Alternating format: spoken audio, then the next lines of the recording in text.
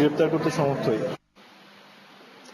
আধুনিক বিশ্বের সাথে তাল মিলিয়ে চলতে শিক্ষার্থীদের আরো বেশি বিজ্ঞান নির্ভর পড়ালেখার পাশাপাশি গবেষণায় জোর দেওয়ার পরামর্শ দিলেন সাউথ ইস্ট ইউনিভার্সিটির প্রতিষ্ঠাতা উপাচার্য ও professor emeritus doctor M Shamsher Ali.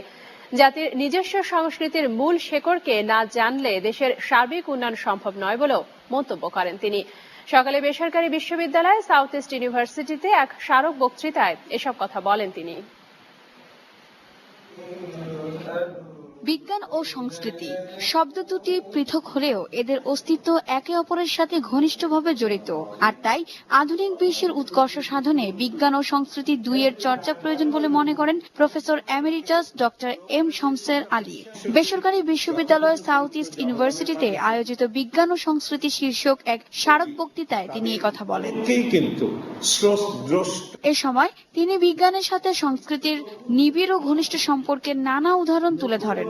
এই সংকট থেকে মুক্তি পেতে হলে সংকটের গতি প্রকৃতি ভালো করে বুঝতে হবে।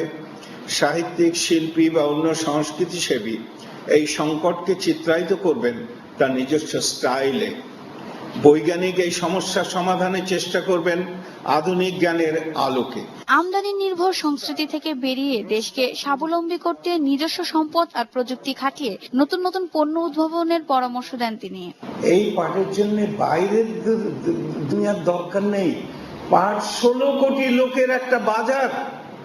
Why do you look for others?